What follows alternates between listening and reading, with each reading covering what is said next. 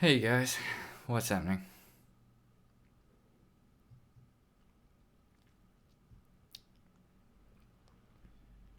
Yeah, well, I want to do the stream because I'm probably not going to be there won't be any content on the channel for like the next month or so. So I wanted to do a stream just so there was something and to sort of tell everyone what was going on.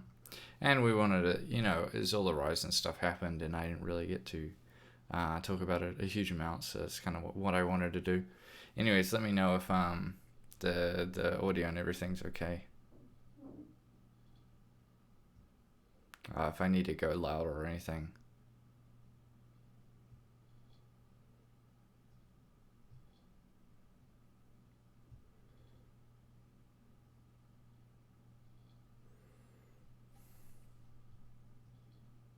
Okay. All right. Awesome.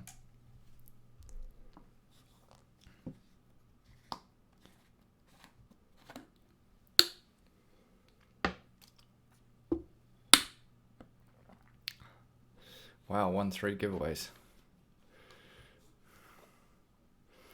That's a good effort. I always wondered if you were a person who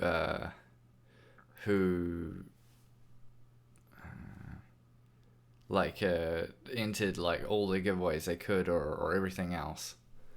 Um, you know, I guess it's sort of being open to opportunity. I mean, if you open yourself up to the most opportunities possible, then that's what would happen. So I wanted to talk about this. This is Steve's article. If you don't know Steve from Hardware Unboxed, so he also does written articles on TechSpot. So I want to talk about this one because it was really good, and Steve won't mind me going over it at all. So I thought this was a good one, which was the 4 GHz CPU battle. So this was the 3900X, 3700X, and the 9900K. So this is looking at instructions per cycle, or IPC as you might know. So, I mean, yeah, anyways, let's see what Steve says first, and then I'll give my opinion on it. So we're going to be looking at it, so this obviously set them all to 4 GHz, and then we look at the IPC. Now, let's have a look down here. So we have a look. So you can see all of them are set at, can I make this a bit bigger? How does that look? Does that look okay? So they're all set to 4 GHz. And he's got a few different setups there. Okay. So you can see, yeah, I'm still in Taiwan. I'm not leaving. I know you guys want me to leave, but I'm not going anywhere. I'll stay here. I like it here. I like my life here. It's hard, but I'm really a person that doesn't believe in running away from things just because life gets difficult. I think you gotta rise to the challenge rather than run away from it. So we can see here that the 9900K at 4 GHz, you guys might have watched Steve's video already covering this, but I thought it'd be cool to go over again for those who haven't. So this is the Cinebench R20, so that's the new one. You can see these are the multi-core tests. And you could obviously see between the 3900X and the 3700X there, the scores are within margin of error. But what's interesting is look at that 9900K score there. That's not ideal. And I mean, the 2700X is a little bit behind. This is what we always used to say, that the Ryzen 2000 series was it was getting close to Intel IPC, but it was still a little bit behind. We'd say like 5% or something like that. And so this is a very good result. But you can also see the generational changes. So the first generation Ryzen and the second generation, in this particular test anyway, there's not a dramatic amount of difference. There is still an increase. And then we can see that the Ryzen 3000 CPUs, that's a dramatic increase. Yeah. So AMD was saying they were saying 15% IPC. In reality, I think it's been a little bit lower than that, but yeah. Yeah. No, I like it. Yeah, I trust Steve's numbers are very, very good. I trust Steve's numbers more than anybody else's, including my own. No, my numbers are good, and I always double check them. I don't think I've ever had a case of people reporting that there was something dramatically wrong with my numbers. I always, when I get my numbers, especially if it's after NDA and if there's other reviews out there, I'll check out their games and see what scores they were getting, make sure mine matched up. There's always differences, configurations, the graphics cards, the memory, all that. But I will always kind of see, is it where it should be? Is it around where it should be? So yeah, I'm always really confident in my numbers because I like double and triple check them every single time. And also because I'm friends with Steve and Brian and Jared, we'll often bounce numbers off each other to see if we're kind of in the right space. But yes, Steve does a very good job. Now here we have the single core numbers.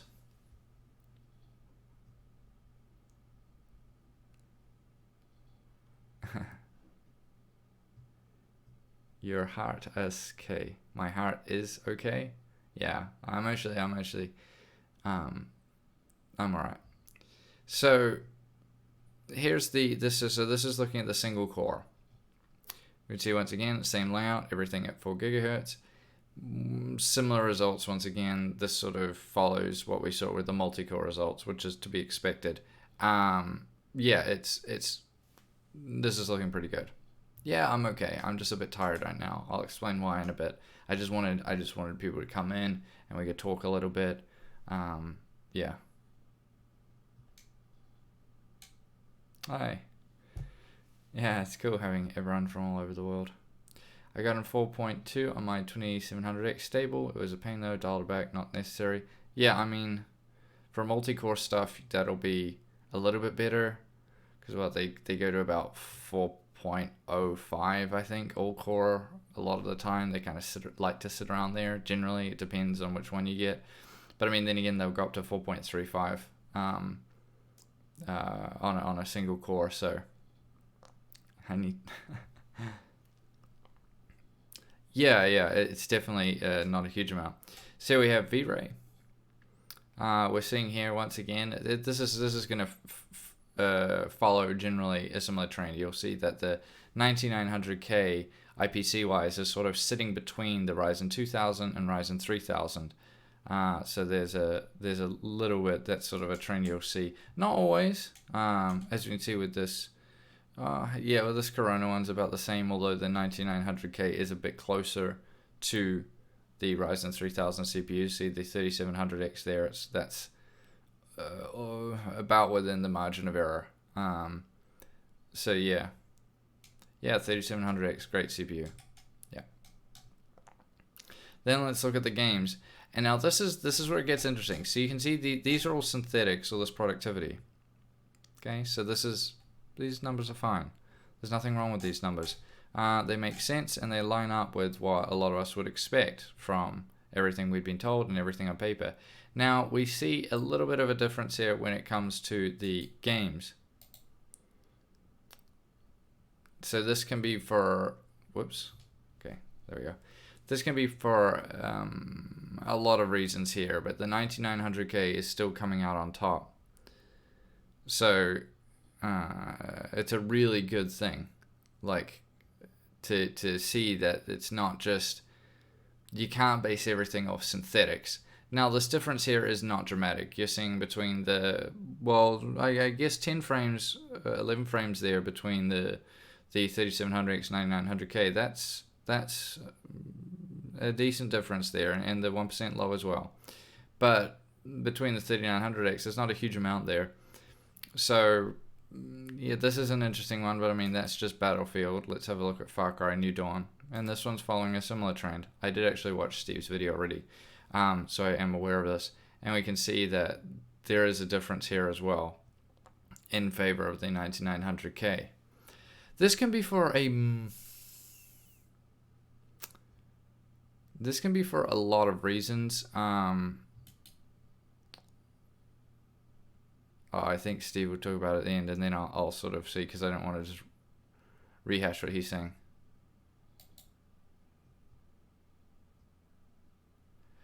Yeah.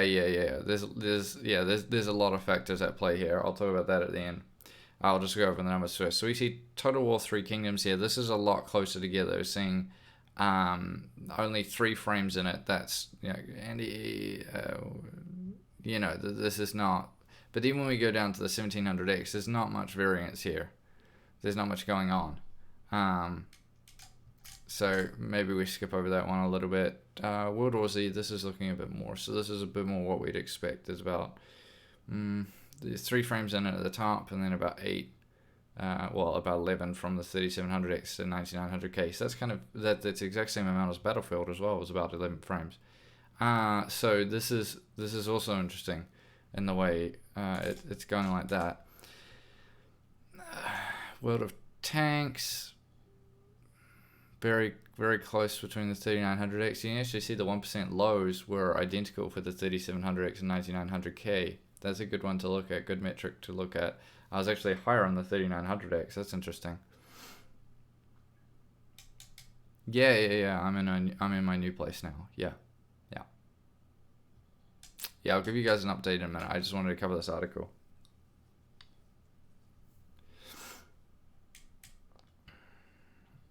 Siege.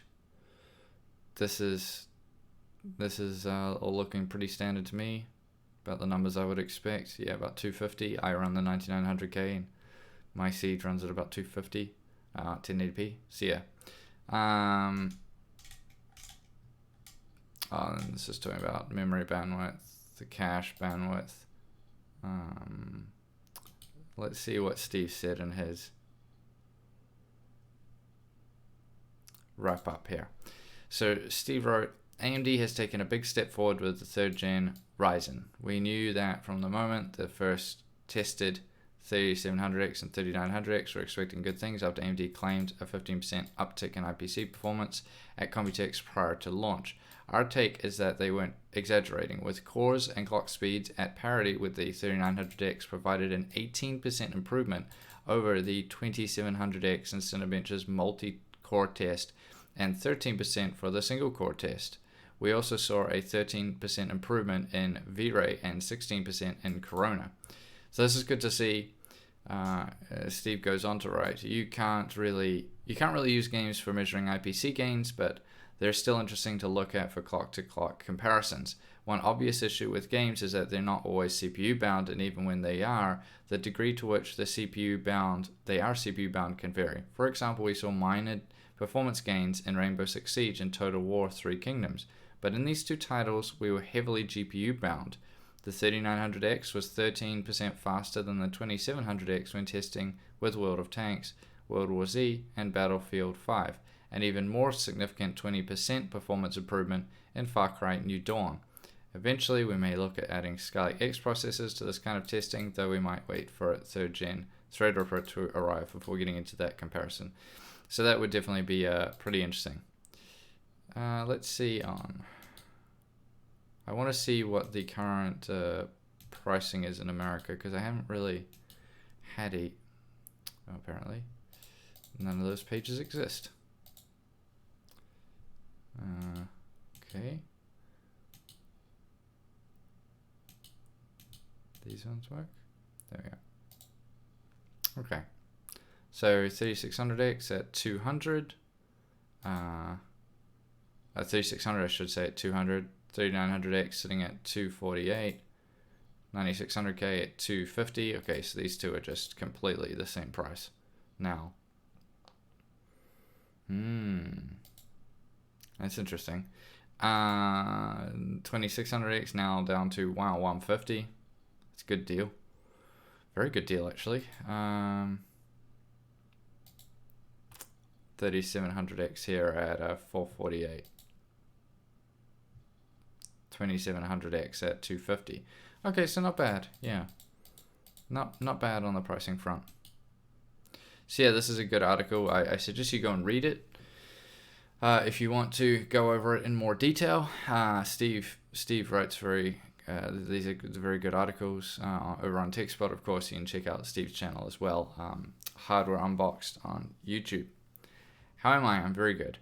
So I wanted to let you guys know that there won't be anything going on the channel for probably about a month, maybe a month and a half. Maybe I'll do another live stream in like 2 weeks. I'll see how I go.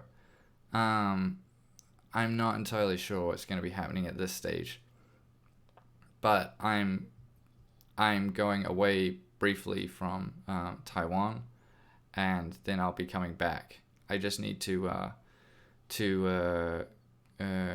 go on a bit of an adventure.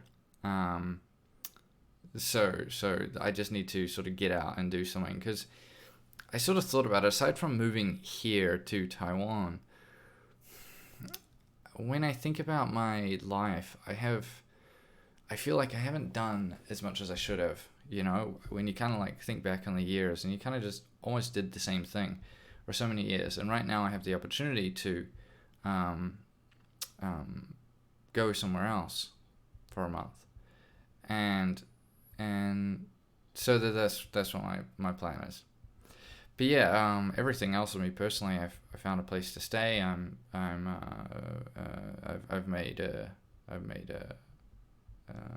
I've been to quite a few job interviews, so everything's getting sorted. Yeah. Hey David. Love the titty icon. It's always good to see that in the chat. So yeah, I'm actually I'm quite surprised. Like, I am still sad, but I'm quite optimistic about the future for myself. I'm very keeping my chin up, and I'm just trying to move forward as best as I can. So that's kind of the update right now. So there's gonna be a period where, but I mean, the thing is as well that you guys have to consider is that aside from when I moved to Taiwan, and there was obviously a gap in the channel then, which is understandable because I didn't have my computer, I was moving countries, so it's kind of difficult. But I've done Tech Showdown for 5 years, and I pretty much haven't stopped. And I also never really stopped to really evaluate the channel or what I was doing or what I wanted to do with the channel. I just kind of kept doing the same thing more or less over and over, because it's what I like to do. But I think when the channel comes back after this month, it'll be very different, but for the better. I'm going to change the style. I'm going to change a lot of the things, but I'll make sure it's for the better. I think the problem is that I have a certain style which is a little bit different from the other tech YouTubers, but I'm not really using that style in the way it should be used. I'm sort of copying everyone else in the aspect of like sitting down, this sort of stationary camera, shooting it from the front, and doing things like that. And that's just not really the way I think I should do it going forward. So there will be changes happening when the channel comes back. Hardware Legends will still remain the same. The Hardware Legends will be the same, set up the same. But there will also be a new series, which will be a more tech vlog moment, tech vlog series, and that will be something quite fun. And that will be sort of taking more advantage of the fact that I am here in Taiwan. I'm the only English-speaking tech YouTuber as far as I know. And so I really should take advantage of my surroundings more here, the fact that there's all these companies and everything else. So that's kind of the plan will be for the channel. So I think it'll be really, really good. But I just need to sort of be independent, take some time to sort of... One of the best pieces of advice that I got was that when your life kind of like falls apart in terms of, like in my case, and basically every single metric be that relationship, be that living situation, be that job situation, everything kind of simultaneously. It does feel like, and as I did in the video, it's very hard to do. It is very, it's hard to, it can be very hard to accept, but at the same time, once you get past that, you realize that now you have something fresh to start with. It's sort of like if you, what's a good example? It's like if you had a house that you lived in for years, and then say it burnt down in an accident, and say you had insurance, so the financial side wasn't a problem, you know, so your insurance company paid you out, and so it was fine in that aspect. But you think, oh, I had all those memories in that house, and the way I had it set up, and all the rest of it. You could think of it that way, but you could also think, well, now I can rebuild the house, and I can build it in a way that is better for me, or the way I really want it to be, or make it, I'm going to make it completely different and go for something completely new. And that's kind of like what you can do with your life as well. When it sort of falls apart, I'm moving forward with the idea that, well, that phase is done. Now I need to focus on how I'm going to build a new, better life, you know, and I'm going to make a whole bunch of changes, which I already have, for the better. Now it's hard. It's much easier saying this stuff than actually doing it, but it is difficult, but it's very doable. It's scary. It's hard to change as a person, especially your core self, especially if you've been the same way for like 10 years or something, and then it's like, I got to completely change this part of me. It's very difficult, but it's good. Yeah. You got to... Demur Gamer. Thanks. I don't have any plans to go dating anytime soon, but thank you for the support. I'm just happy to be independent and hang out with my friends and hang out with you guys. So yeah, it's very good for doing that. The making things the way you want them to be going forward. The good way to think of it is every problem is an opportunity in disguise. So your problems there may be multiple problems, it might be a lot, but you can still find opportunities in all those problems in terms to better yourself or make your life better in certain ways, and that's kind of what I've been doing. So yeah, I'll leave the video up just for now, but then I probably will pull that video down, the last one I made, when I feel like that part is over. Yeah, poor old Kane. So yeah, but it's actually not too bad. I'm sort of, I don't know what the right word is. Excited's not the right word, but I'm content with the idea that I will be making myself into more who I want to be going forward. So yeah, that's good, and that's the best advice I can ever give to anyone that's gone through a hard time. You know, maybe your situation isn't as sort of dire as mine was, but the situation could be that you lost your job or something like that you'd worked at for 10 years, and you just think, oh well, what am I going to do now? And it's like, well, you could really think about, maybe there was another job you always wanted to do, but you never, you know, like, but you didn't want to leave the job you had because it was quite good and you'd been there for years, and it's like, that's the perfect opportunity to go and do that new thing now, change careers, change whatever, you know. You can definitely do that. David, I lost my mother and my marriage simultaneously. Wow, dude, I'm so sorry. That just sucks so much. I know that feeling. I was devastated, but in my recovery, I came to the same conclusion, and what followed was 10 years of awesome. Yeah, it's really good. Your situation is similar to, from I like reading about other sort of famous or great people and how they got through things. And I think if you don't know, Theodore Roosevelt, who was the president of the United States in early 20th century, he lost his mother and his wife in the same night. in the same 24-hour period. That's really, really rough to lose both in the same time. And so when I read about that, I just couldn't believe it. But he did the same sort of thing, rebuilt and bettered himself for it. Oh, Glenn, I think the absolute worst thing you could ever do is just to lie down or give up.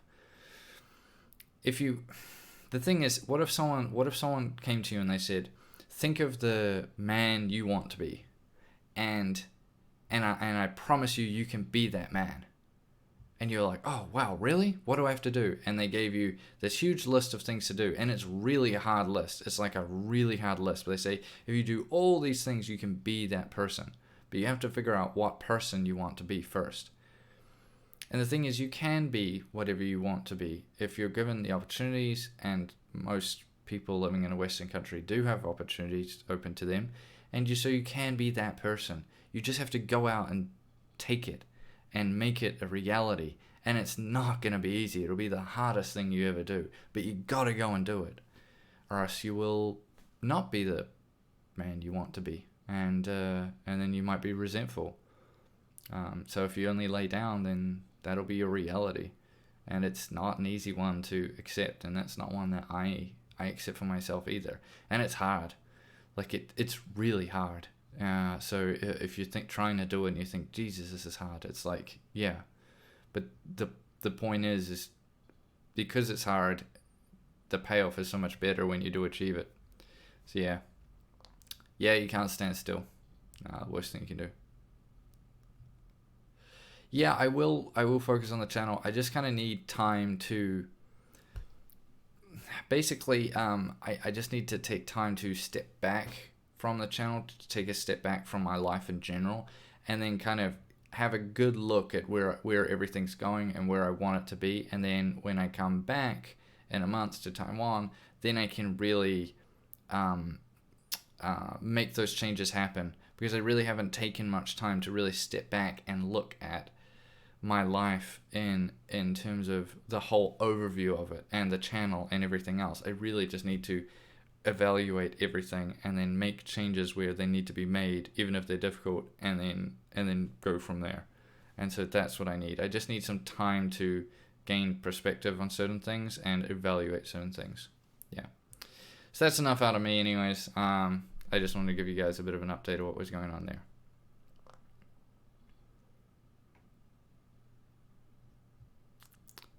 Man, yeah, Demure, that's rough. Left you while you were deployed. That's rough, man.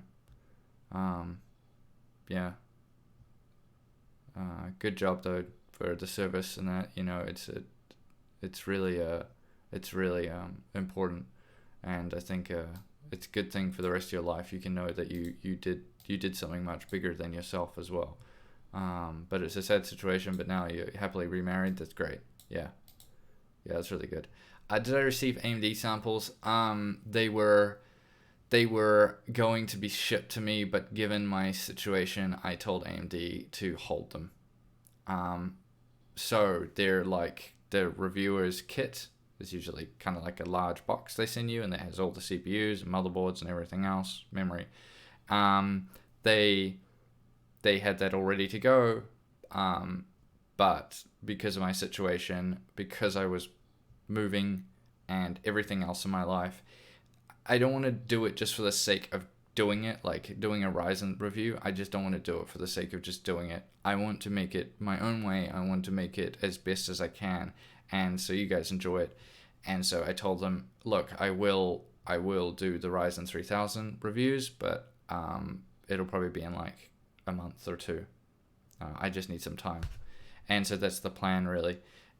So when I get back, I will ask AMD to send me the reviewers kit, and then I can, after that, I can do my Ryzen 3000 content. But I wanted to talk about some of the news, so we'll go on and talk about this now.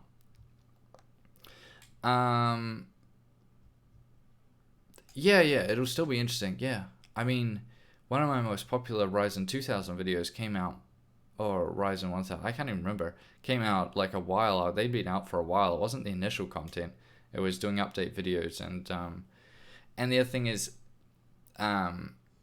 you can look for gaps. Like, that's all what being a YouTuber is. You kind of look around and see, like, oh, you know, like everyone's, and I'm not the only one doing this, we all do this. We sort of look at what all the other channels do, and then we look for gaps in terms of like, no one's answered this particular question. Like, you read the comment section and maybe you see a common question everyone's asking, but no one has a video on it, and then you think, okay, I'll make that video.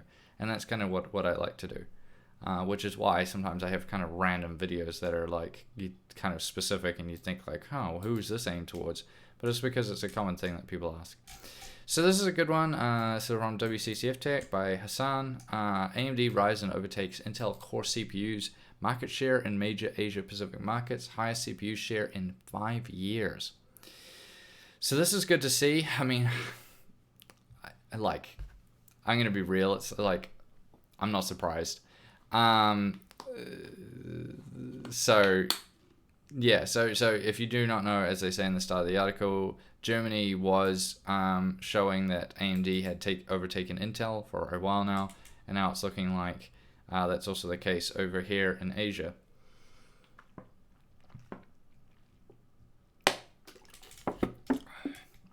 So we can look. Now this is in, that's Korean. So, obviously this one's AMD, so this has got to be Intel. We can see through the time period that there was at one point quite a decent gap, and now AMD have overtaken. Now there's not a huge amount of difference between the two. Oh wow, okay. So I just need to go to the next one. Okay.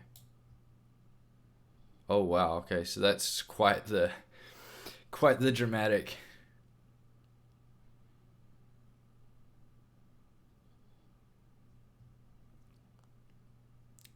That's quite the dramatic difference. Then we have a pie chart here. Okay, so these are the specific models that we can see. So the 9400F seems to have the biggest majority. 3700X already, that's carved out a decent majority there. I'm just going to turn my air conditioner on, guys. Because I'm a little bit hot in here. It's not too loud, hopefully. Just tell me if it's too loud. I'll turn it off in a minute. This is quite good. So wow, that's quite a sizable 10% market share for the 3700X already. I knew this would be popular. I really did. I said to you guys a while ago that before they launched, I really thought the 3700X would be very popular, and it was. I said if I was going out personally and spending my own money on it, if I wasn't sent them and I had to pay with my own dollars, I would buy the 3700X. That would be the one I'd go for.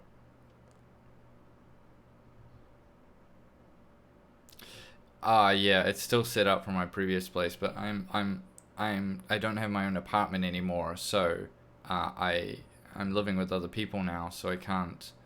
There's gonna be a little bit of noise.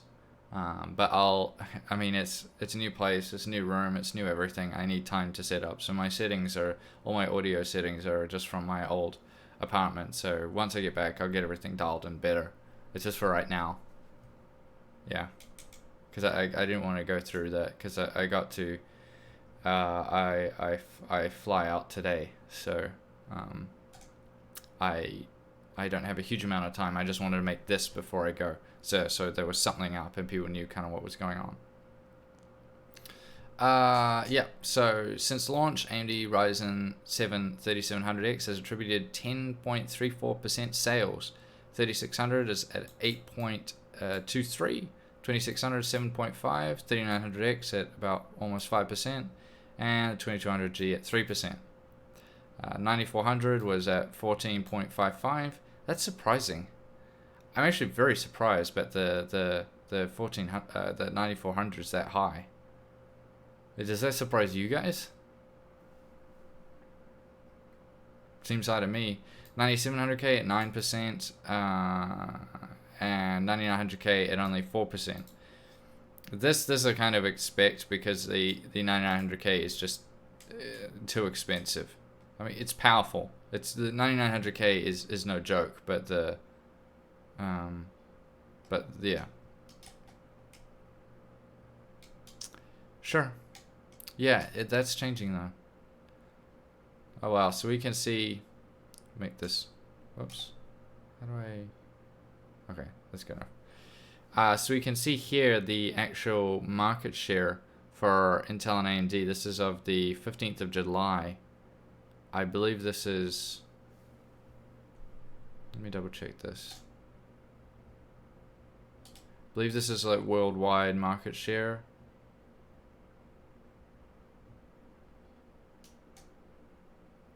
Yeah. So you can see if you guys are any guys are in the stock market or anything like that, yeah, you can tell where you would be making your bets if you were a betting person, where you might decide to put your money on if you're looking at this chart. Yeah, I'd go for the there's still, considering it's still a decent difference between the two, but looking at this, this trend you may imagine is going to continue. Where it will stop, that's a very good question.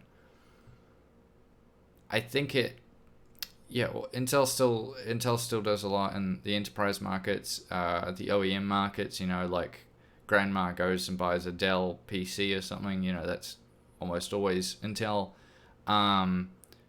Laptops is a big part of it. Yeah, so there's, I think a lot of tech enthusiasts and things like that just tend to kind of just look at the gaming CPU market, the tech enthusiast market, the gamers, and they kind of say like, whoa, how has Intel still got this market share when like all my friends build gaming PCs and they all build at AMD or everything else? And it's like, yes, and enthusiasts and gamers are a good portion of the market. They certainly don't need to be discounted, but there's many other sectors of the market, and that's kind of where, just because Intel lost one of them, that doesn't mean they just gave up on the rest. They have they've sort of doubled down, especially on the server CPUs, because that's their moneymaker. I don't want to give out this certain percentage, but it's a significant percentage of Intel's revenue comes from the server CPU market, their Xeons. That's a huge amount of money, and that's where, yeah, Max Rome is going to really help their server market share. The thing is that it'll take time to get people to switch over, but that's where Intel is really scared. Honestly, if you think the Intel executives are worried about the gaming market, I'm sure they are. We had the internal document that showed that they were. But the server market, that will really scare them, because if they start losing market share, especially significant market share in the server CPU market, then they're really in trouble. Really, really in trouble. And I don't say this because I'm anti-Intel or anything like that. I have a good relationship with both Intel and AMD. But this is the reality of the situation. And I don't pick sides. I don't care about the company or anything else. I just care about the products. And right now, from what I'm seeing, I don't really see a need, especially in terms of the value for money side of things. I would say you're better off with the AMD CPUs right now, with Ryzen 3000. I really just feel that way. But of course, I'll want to do more. If you're an enthusiast, even then, even if you're an enthusiast and value for money and money in general is not an issue, I would still go AMD, like 3900X or the 3950X once it comes out. That would be what I would go for as an enthusiast. I know some people say 9900K, and I still run my 9900K. It's not a slow CPU by any means, but yeah. I planned, when the AMD reviewers kit, I planned to switch over to the 3900X.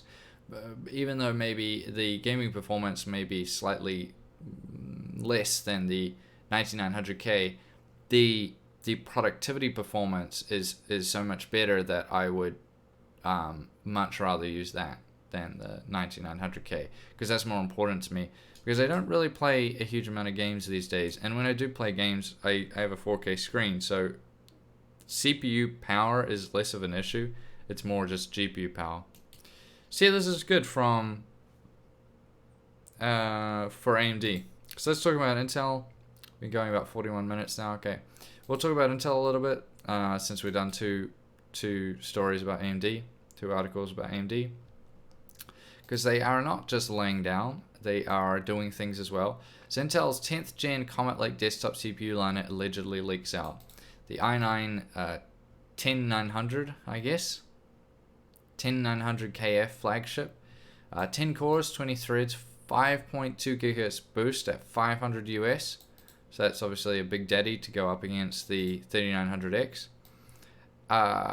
8 cores starts at 339 US, 6 cores at 180. So that would bring it under the current pricing of the 3600, which is at about $200. And obviously that's 8 cores to go up against the 3700X. So let's have a read. I have not read this article, so we're going to go through this together. This was written by Hassan again. So let's go down to here. Intel's 10 generation Comet Lake 14 nanometer plus.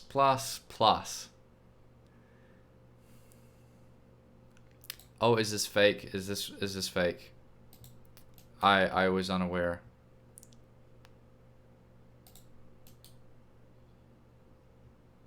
I'll read the comments.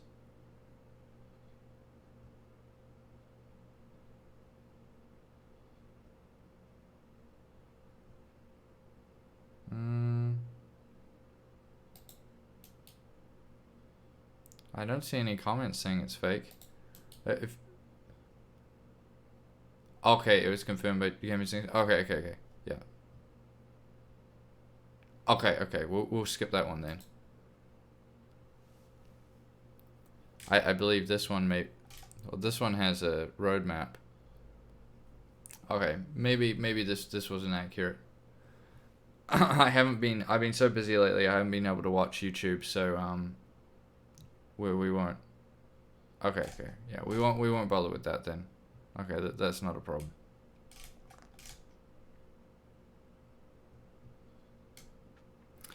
We can look at the 3600 and 3700X review they did here. This was by Hassan as well. Let's have a look at what.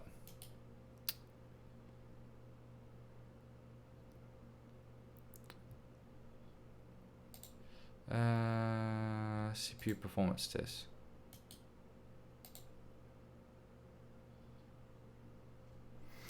So this is a good one here. We can see the so this is in Time Spy. I believe you guys should be able to see this. It might be a little bit small. I made it as big as I could for you. Hopefully you can read that okay. Yeah, I'm still using the Ducky Shine 7. Yeah, I love it. Yeah, great keyboard. Yeah, best keyboard I've ever had, for sure. So we can see the 9900K still tops the chart there. 3700X OC, what were they OCing it to? Probably shouldn't have skipped that one.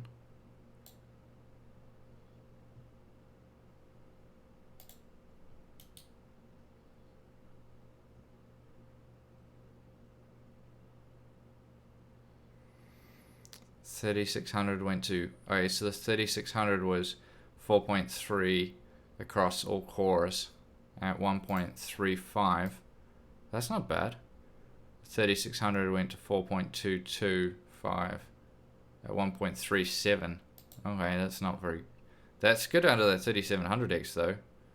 4.3 at 1.35. That's fine.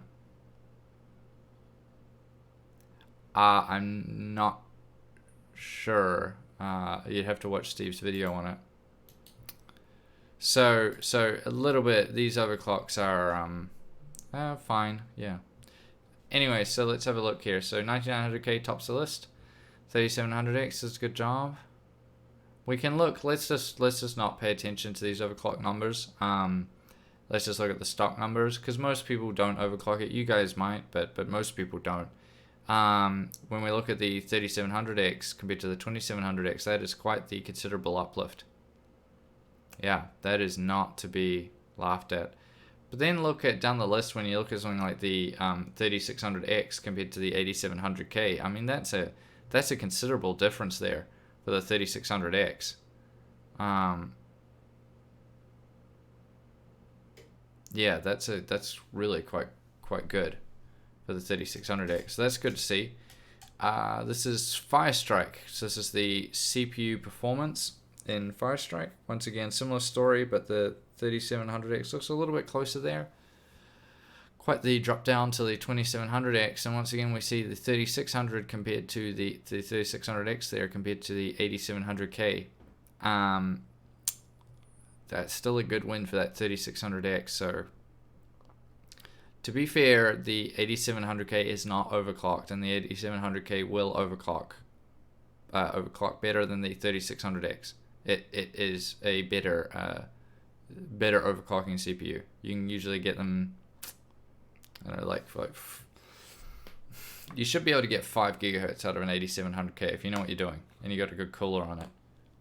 So you do need to keep that in mind. With the 8700K, they will, out of the box, they'll go to 4.7, but they'll drop all the way down to 4.3 on an all core. So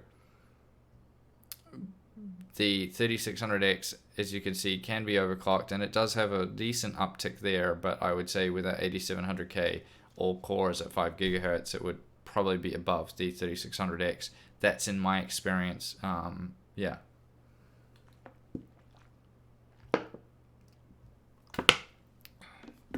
Wow, 24,000? Okay. That high. That's surprising. I wouldn't think it would be that high. I would have guessed around 22,000 overclocked. I mean, that's still a... Yeah. Oh, it's at 5.3. Okay, that's it. I was saying 5 gigahertz. But yeah, 5.3. Yeah, that would be up there. That would. Well, what voltage is that running at? 3800X got 25,336. Yeah. Really? Okay, that's good.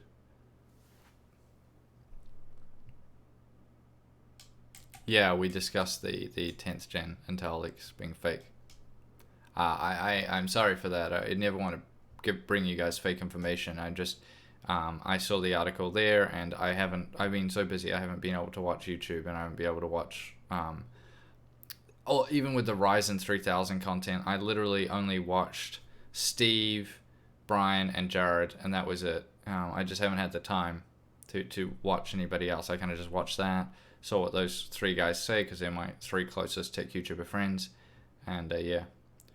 Wow, 5.3 and 135. Wow, crazy. Hey, Steve. Oh, we got Steve in the chat. Yeah, good to see you too. Steve, we went over the your article at the beginning of the live stream. This one on your TechSpot one going to 4 gigahertz. We covered this. It was a very good article. Yeah.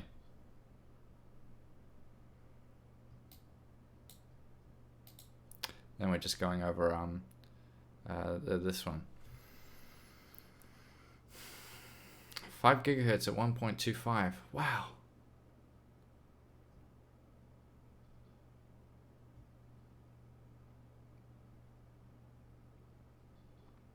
That's a great 8700K you got. Yeah, he's not always been. Maybe he is, and he's talking on the stream at the same time. That's common.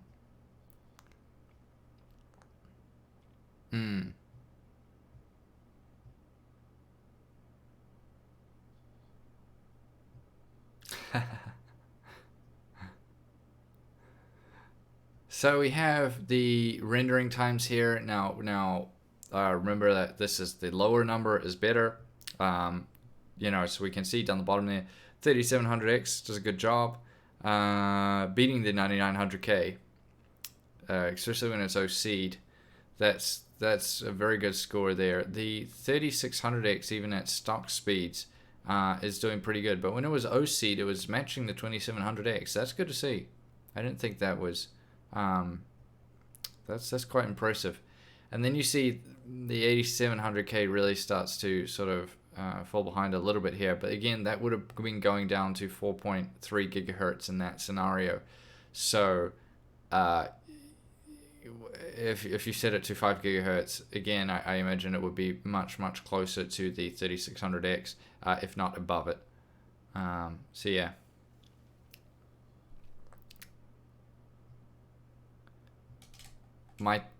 Oh, okay, Steve's time. 3:30. Yeah, it's 1:30 for me here. I always remember Steve is 2 hours ahead of me.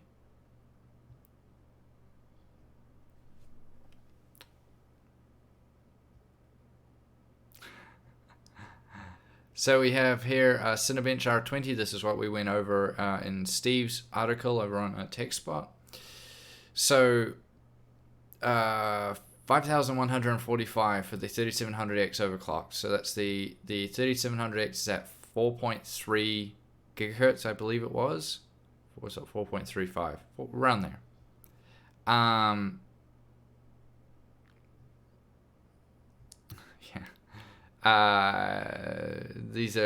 The red is the multi-thread, and the blue is the single thread. And so we're seeing, let's not pay attention to that top overclock results. Let's look at the stock results. That's a good score out there, but you can see the most fascinating thing is look at that single thread. The 3700X is above the 9900K. Well, that's margin of error territory, to be perfectly fair. I really wouldn't say that's above it. I would say it's matching. But you can see definitely in the multi-threaded test that is above. That's very much higher. So yeah. We go down the list a bit more, and we can see the 3600X once again. Decent amount single threaded result is considerably higher than the 2700X, and that's going to be where it's coming from. But in terms of the oh no, it's the stream lagging.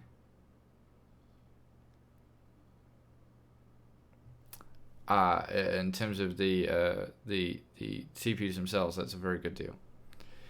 8700K put up a decent fight there. It definitely does good in the single threaded, not so good in the multi-threaded. There's Cinebench R15. The old rule with Cinebench R15, which is probably the one that you guys are more familiar with. R20 is the new one. R15 is the one that's been around for years. The old rule with it is that basically anything over 200 in the single thread and over 2000 in the multi-thread that's a grunty CPU. Like, that's really hauling. For a long time, that's what we were looking for. And so we can see here, let's look at the 3700X, 2108 on the multi-core, 205 on the single. I mean, we look at the 9900K, 1904. That's a little bit low for a 9900K. My testing, they're a little bit higher generally. And 211 on the single, a tiny little bit low again. Maybe it would be a few higher. But you can see there that it is still a little bit higher than the 3700X in that single threaded test. But it does lose in the multi-threaded. So, yeah. Okay. Wow, 211 on single thread, yes, that's matching that. That's around what a 9900K would do. 2205 multi-thread, that's phenomenal. Anything over 200 and single, anything over 2000 and multi, that's like that you've got a beast in the rig then. It's like, yeah. So I would, these scores seem a tiny little bit low for the 9900K. But the other ones, I haven't tested these Ryzen 3000 CPUs personally, but I have looked at them, and we went over Steve's article before. This will more or less looks good. Let's go further down the list. We have the 3600X and the 2700X once again, and they're very close together. That's almost matching in the multi-threaded, and once again in the single-threaded you see the benefits of the 3600X there. Look at the difference in in single thread from the 2700X to the 3700X. Go from 176 to 205. That's good. That's good. Handbrake. So Handbrake is a video conversion software, video rendering sort of software. So if you have a certain video file that you need converted into a different one, you can use Handbrake. It's very popular. So this is a Handbrake. It's a 4K video file, H.264 encoding. And so once again, so there's different ways you can measure Handbrake. I'm guessing this. Okay, they haven't said what they're doing it, but from experience, this will be the FPS. So Handbrake, you can kind of measure it. We all kind of do it different ways. I know Steve and others they measure the frames per second that it's managing to render. And whereas myself and some others do the rendering time it takes. It just depends what you want to do. There's both results are solid, and they will often indicate the same thing. You won't get different results. The results themselves will be different, but in terms of the performance, it'll be about the same. So we can see here the 3700X, the stock is very close to the 9900K. That's within the margin of error.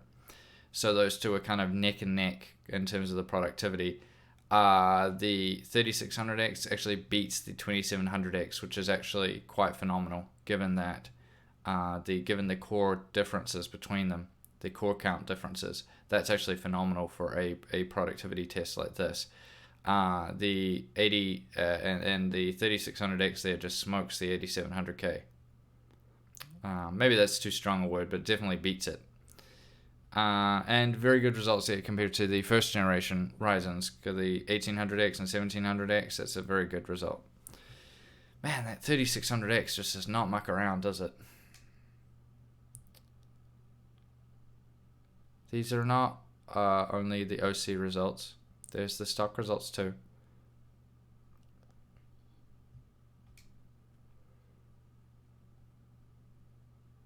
$225 CB at 5.3, 8700K. Yeah, I have had a 8700K at 5.3, and that is correct. Yeah, they go quite high in that one. POV Ray here, and we're seeing nobody puts Teddy in the corner. Oh, I'm sorry. Thank you for the donation, Captain Planet. I remember that show when I was a boy. I'll bring Teddy over here.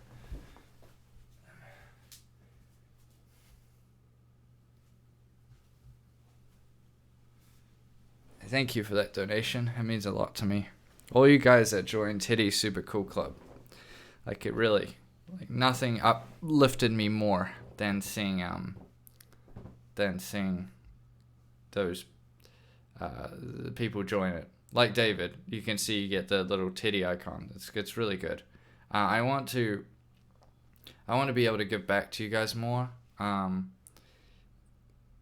In terms of I think with like merch and stuff like that, if you can make it cool, if you can make it nice, then when people, then it helps support the channel, but you guys also get something kind of like good back that you could actually use. So that's what I want. I definitely like Taiwan, that's for sure. That's why I'm staying. A lot of you guys asked me to go back. Yeah, a Teddy t-shirt. I don't think that's possible for legal reasons. That's obviously a first one. First idea I had, but I don't think it's possible because Teddy is from a TV show. So I don't think that's possible.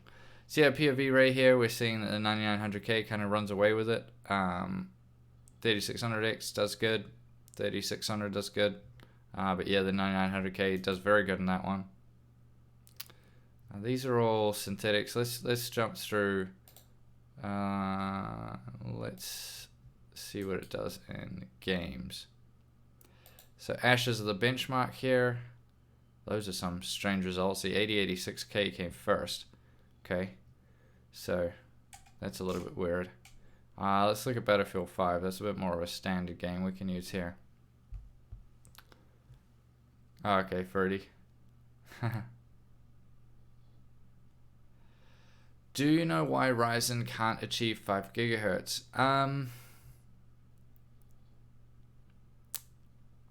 Well, it can, because you guys have seen the extreme overclocking results. Those guys with like Alien 2 and stuff get them up over 5. So it is possible. It's just not practical. Most people don't have Alien 2. Most people don't. Most. It is possible, but the voltages necessary to get there are just unfeasible for most people. So yeah, there's a lot of reasons for this. Generally speaking, I think going forward we'll see now that in the past you say think back to the, say like the FX 8350 for AMD, or the 8150 for that matter, or the the Sandy Bridge CPUs like the 2600K and the 2500K. Though all those CPUs, they have something in common. They have very conservative stock clock speeds. I believe, from memory, the 2600K was a 3.8 gigahertz turbo and 3.4 on the base. The 2500K was what, 3.3 on the base and 3.7 on the turbo. The 83, these are around where they are. They might not be specific, but I mean this was years ago, guys. So like I have to draw from memory. The 8350 and the 8150, I believe, they're around 4 gigahertz, around that mark. The point being is that they're quite conservative, the clock speeds, and as such, because they could also overclock all the way up to 5 gigahertz. These days, though, the Intel and AMD seem to be pushing their CPUs up to near their maximum clocks right out of the box. Now, that is better because most people don't overclock, so that really gets the most, that they can just buy the CPU, put it in, they don't need to worry about it. But I think that's just kind of the general trend. I don't think it's that overclocking will like die out, because there's always going to be people that want to do that. But I think it's going to become less and less necessary moving forward as the companies release CPUs which are pushing that are sort of like almost at the edge, like almost at the limitation straight out of the box. They don't really have any headroom there. Yeah. TSMC 7nm is a new processor, so clock speeds aren't as high. Intel 14nm is extremely mature. Yeah, I mean, you can say whatever you like about Intel 14nm, and I've certainly made plenty of jokes about it. The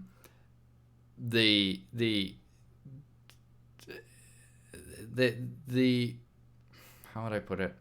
What they've achieved with their 14nm in terms of advancing it to the degree that they have is very impressive, and you can't take that away from Intel's engineers. It's just a situation of they just shouldn't have been in that situation. They were basically put in a bad situation of trying to get the most out of their 14nm Skylake architecture that they could.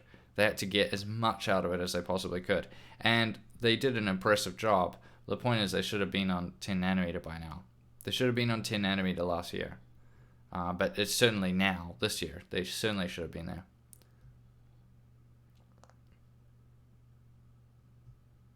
Yeah, and of course it's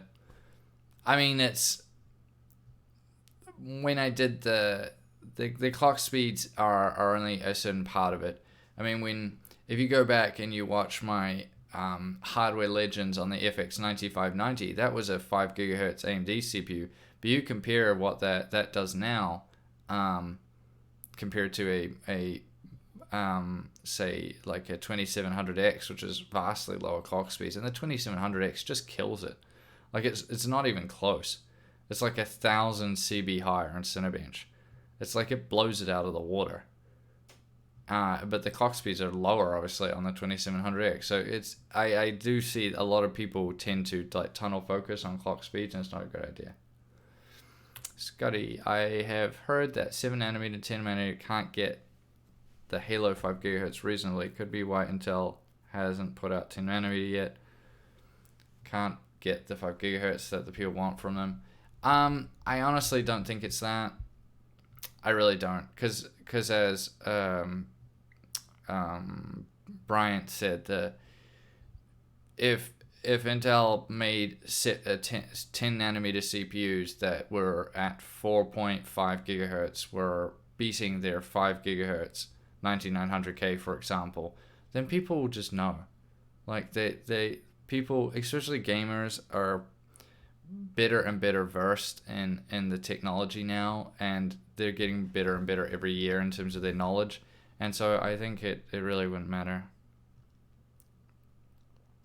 Wow, crazy. Yeah, 3700X total power draw under 90. That's insane. It is. So we see Battlefield 5 here. I don't know what GPU they're using, but this seems like a...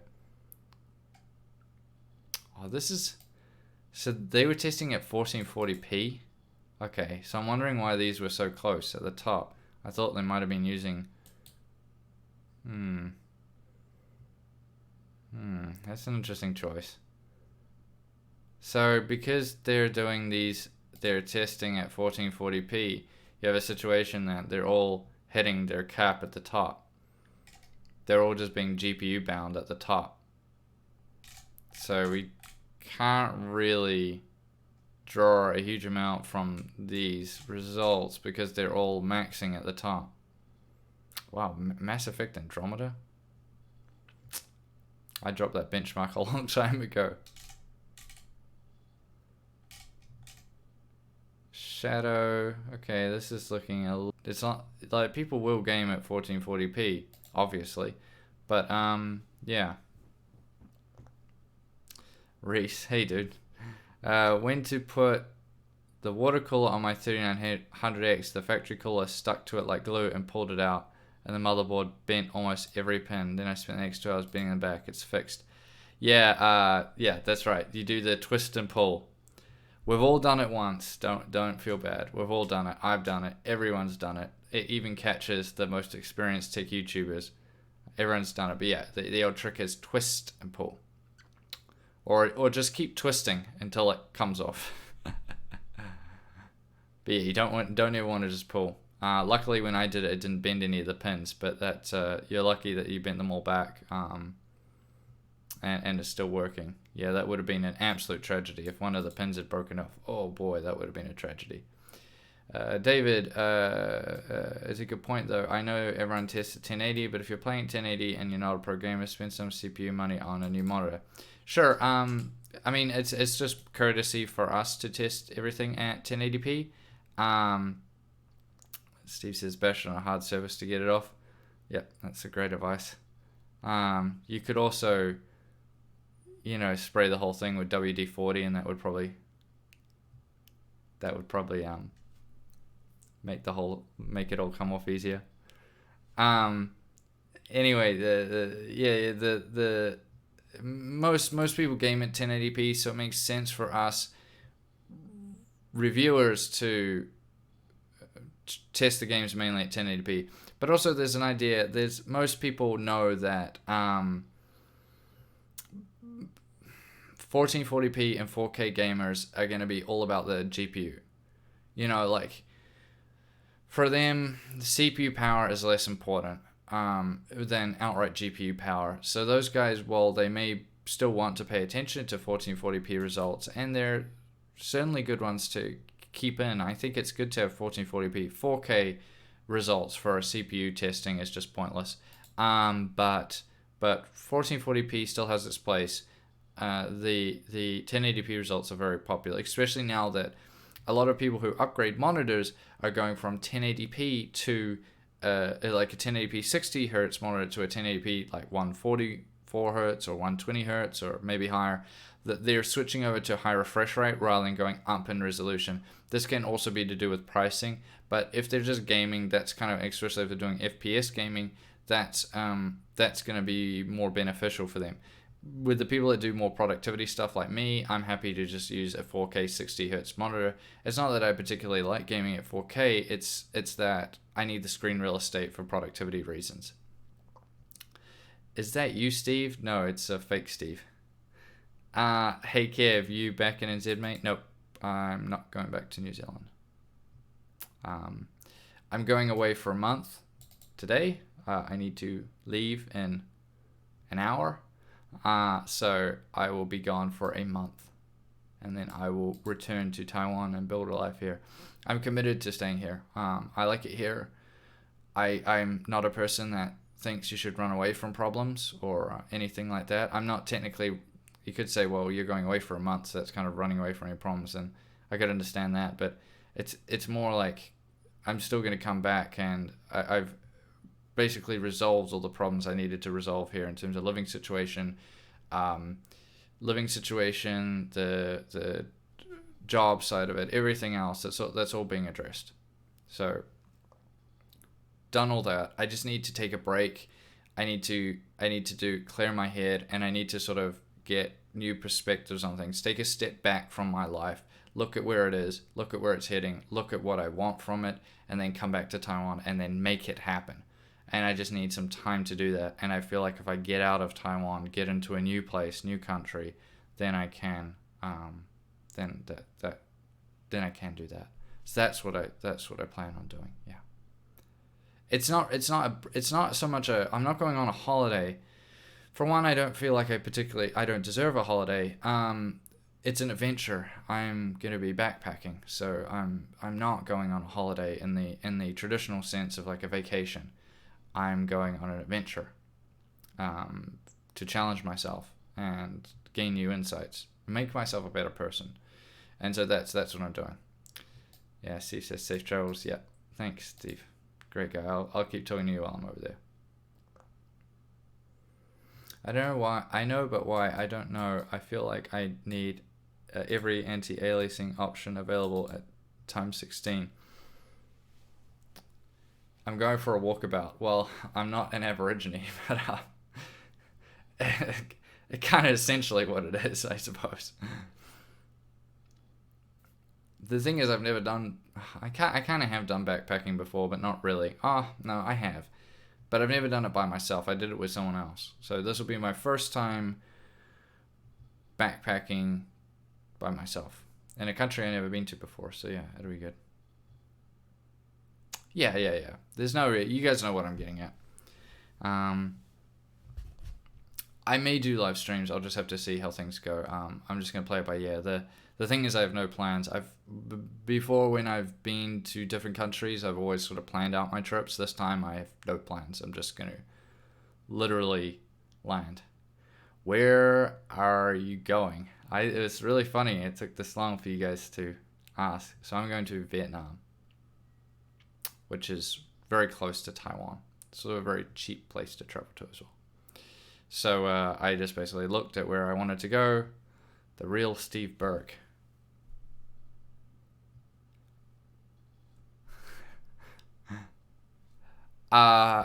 No plans to take videos really. I may make a vlog video and then put it together. Oh really? Oh cool, Reese. I might send him a message. Yeah, I may make vlogs there and then edit together a big trip video when I get back, but I'll see how I do. I'll just see. We'll figure it out as we go along. I just want to stay above 60 FPS at all times at 1440p, even if it means lowering settings in some games. The insistence in gaming at max settings tends to be diminishing returns. Yeah, I did this with the Tomb Raider video which I made, which was, you can look it up on the channel. It was what do I call it? It was like 14. Can you game at 1440p on a 4K display or something like that? And in that video I showed, because Tomb Raider is very good, Shadow of the Tomb Raider, in that you can change the graphical settings without having to restart the game. So you can literally like run a bit, stop, and change. Yeah, so this real Steve Burke, that picture for that account is so funny. But thank you for the $1 donation. Yeah, the food will be nice. Yeah, I'm looking forward to it. So that's my plan. I've sorted my living situation. I've sorted the job situation. I've sorted my immigration situation. I still need to learn Mandarin, but I'm going to buy a book, and because I'm living now with other people, I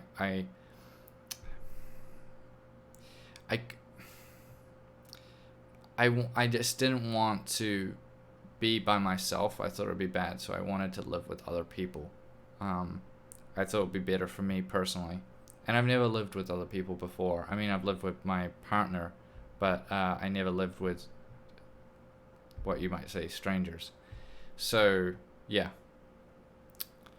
Yeah, I will have both. Yeah, I'll get a book, and then I can, because of who I'm living with Taiwanese, I can practice with them, but I'll have a tutor as well. So I'll probably go see a tutor like 2 or 3 days a week. I mean, I don't need to become like Mr. Fantastic at Mandarin. I just need to be proficient enough that it's never going to be a problem in my day-to-day anymore. Like, I can have what they call conversational Mandarin. It means I could have a conversation with someone, but I'm not going to be like the best person ever at it. That's not that I'm setting the bar too low for myself. I'd like to get there. I'm just being realistic. That's my goal for now. It's just enough to be able to, yeah. Enough to get me by. So that's the plan. So everything's kind of been getting sorted. All right, guys. Well, if you guys have any final questions, then we can run through those, and after that, then I'll answer any questions you guys have. Maybe you have tech questions, whatever questions you have, just fire them through. I'll answer a few of them, and then I'll sign off here, and then you will see me in a month or so. Let's have a look through. I haven't stayed up to date with a lot of the tech news. So, okay, Zen 5. So I'm just gonna mosey through this. Yeah. Once I think I get there, I mean, I can get somewhat. I can get by as I am right now, but it would be better to get better at it.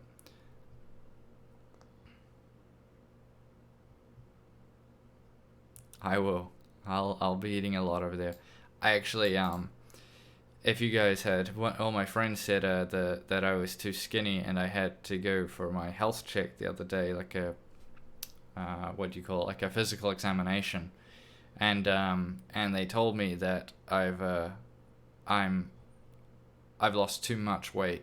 So when I first came here, I was a little bit on the chubby side, and then I've lost so much weight, especially in the last 3 months, because I kind of lost my appetite a lot, and so I lost too much weight now. So I need to eat more. They're telling me I'm just not eating enough. I need to eat much more. Steve, okay. Should I buy a Zen 2 processor or wait for a Zen 5? Need answers now. Definitely wait for a Zen 5. Yeah, no doubt about it. Why would you buy Zen 2? That's so old. Don't you know how fast tech moves? Ugh. Is the 3600X the best pick for gaming on the new series? I would say, judging by everything I've read, watching Steve's videos, Jared's, Brian's, and everyone and everything else, I wouldn't say. It depends the way you phrased it. The 3600 the best pick for gaming. I wouldn't say it's the best gaming CPU in the lineup. We've certainly showed that. Is it the best value of the lineup? Sure, you could make the case for that, but you certainly couldn't make the case that it's the best overall.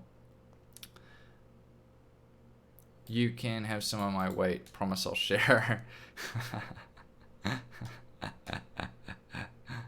Yeah, I need to. I think it's because I also used to do a lot of boxing and gymming and other things, and I need to go back and do that, which I haven't done, which I plan to do as well. Yeah, so. But Zen 6 undervolt to Zen 5. Zen 5 will be renamed Ryzen. Okay. Ryzen. Bison. Yeah, maybe by that point. I mean, you guys joke about it. The Bison thing's actually funny. You guys joke, but if AMD keeps pulling this much of a gap over Intel, like if the current trends continue, then they will. I mean, you've already seen the pricing changes with the current generation. They're going to start charging more and more and more and more. Because why not? Because if Intel doesn't have anything to compete with them, why not? It'll just make them more money. Chuck. Chuck, I appreciate you trying to tell Steve, giving him some good advice, but he kind of knows. He's kind of a tech YouTuber, so thanks for giving him that advice. But I think Steve knows what CPUs are good and maybe the ones that aren't so good. But it's okay, it's okay. I understand. How long will the 8600 last me? Depends what you're doing. If you're just gaming and if you overclocked it, I mean, do you mean in terms of the life expectancy, or do you mean in terms of before it starts getting... Oh, okay, you're joking. I thought you were serious. Okay.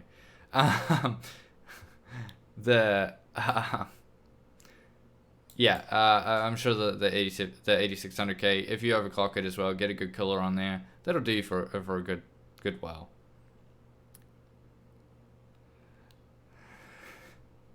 Chuck, I took your advice and just ordered the 9600K. Cheers. Look what you did, Chuck.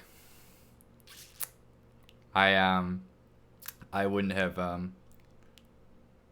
You need to deal with that now. He made him buy a 9600K. What's your pick of the X570 motherboards? So I haven't actually tested any of them. I suggest you maybe check out other videos. I believe I just need to catch up with YouTube. I'm so far behind. When I'm over in Vietnam, I'll try catch up at nighttime. So I'll be trying to catch up on the old videos. That's why you maybe haven't seen my comments or anything like that. I just haven't been able to catch up. From what I saw at Computex, certainly I liked quite a few of the ASRock boards.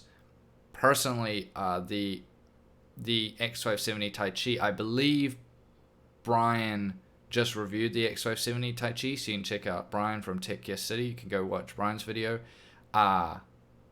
Yeah, Steve's saying I've started testing now, but they all seem good. Yeah, Brian gave the X570 Tai Chi a good review, and that's a solid motherboard. From the specs I saw and when I saw it at Computex, it looked good. If I had to pick now, I'd go Gigabyte. Sure, yeah. I think honestly, it's like for most of you guys out there, the more casual guys, most of these X570s will be good for you. Just look at this. If there's specific features you need, then make the choices based around them. Obviously, if you're a much more advanced user, you're an enthusiast, you're going to go in and do overclocking, or there's, you really know your way around BIOS, the BIOSes, then I would, then you can make sort of, I think it's much more important than which motherboard you pick. But for the more casual guys, I think, judging by what I've seen so far, I think you'd be mostly okay with whatever you went for. Yeah.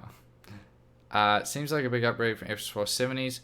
Certainly, but I believe Steve showed in his video that there's no real performance difference, not a huge amount between the X470 X570, but there's certainly features on those X570 motherboards which may be quite useful in the future, if not right now. So definitely just look at it. Do you think fans on the chipset will be an issue in the future? Do you mean in terms of that they might break? Potentially, but I also think it could be something that's relatively easy to fix. But from when I asked different companies about it at Computex, they all seem fairly confident that they will last a long time. So yeah. When's B550 or whatever dropping? B550 will not be till next year. Yeah. I heard that from all the companies. Yeah. Need to test the 9900K with stock Intel cooler. The 9900K doesn't come with a stock Intel cooler, and to run a 9900K with a stock Intel cooler would be very unfair.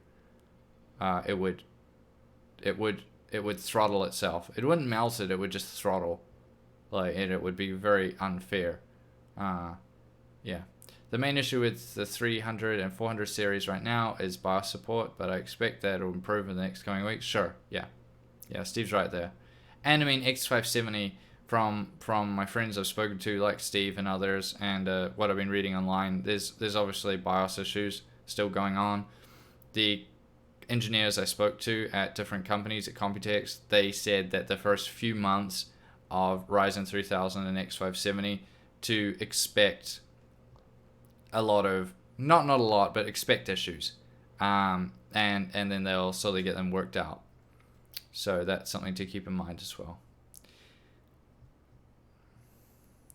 Last year's high end is better than this year's low to mid range motherboards, at least when it comes to Aorus X470, Z370 Gaming 7 boards. Yeah, I mean, yeah, there's a lot of the X570s I saw from MSI, from ASRock, from Gigabyte. They all look good.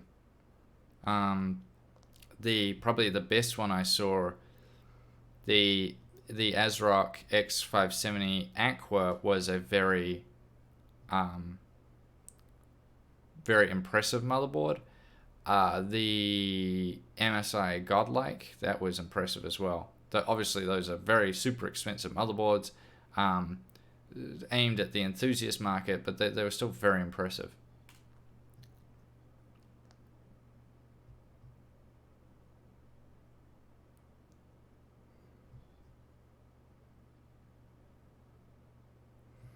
On the X570 ITX board, the chipset fan calls the M.2. Yep, that's cool. Knowing the games are mostly optimized for gaming consoles, the fact that the next gen consoles will come with 8 cores Zen 2, do you think it will make some performance issues with lower core count rigs? No, because I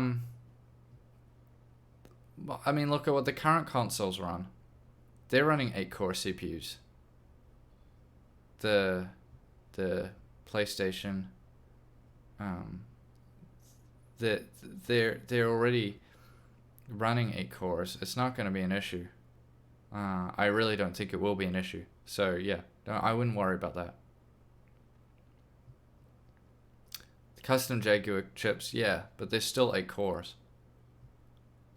So I don't think it'll be an issue.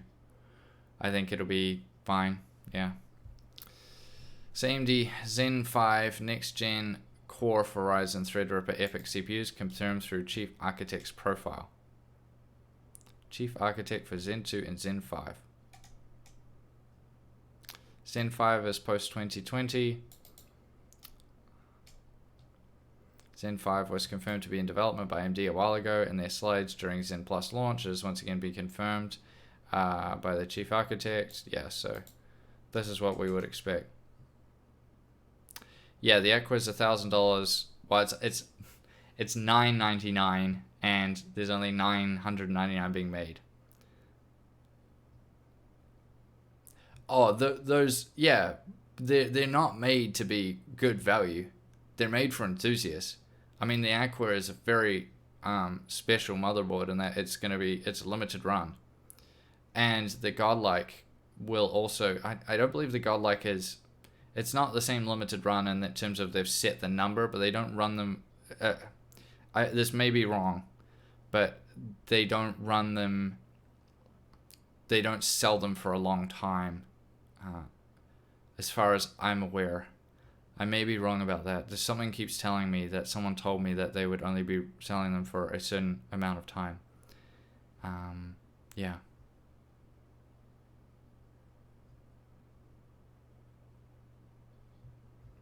Yeah, so we're gonna skip Jesus, Zen 2, Zen 3, Zen 4, Zen 5. It's all looking up for AMD. But this is a while off now, so we don't really need to pay a huge amount of attention to this. I just saw it as we were scrolling through the news. So it is confirmed, but I mean, yeah. Radeon 7 and Vega 6456 reach end of life status. Yeah, so the Radeon 7 really didn't last very long. New consoles will be running 3.2 GHz 8-core Zen Plus CPUs, so a higher clock 6-core 12-thread CPU will be alright for the next few years. Yeah, sure. Glad to see I'm doing better. Yeah, man. Will you be going to? No, I'm not going to Area 51.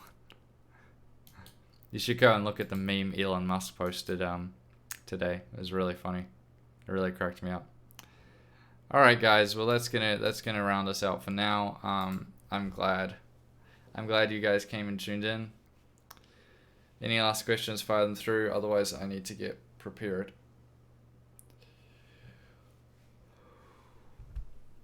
Do you think RDNA will favor most AMD rigs in the future gaming? Very good question. Very, very good question. Not entirely sure. Yeah. Hey Kev, so glad to see you back. Hope you're taking care. Your channel and Hardware Unbox are my two most favorite and honest tech YouTube channels out there. Hope things get better. Thank you so much. They definitely are getting better, getting on the right track. Yeah, I can vouch.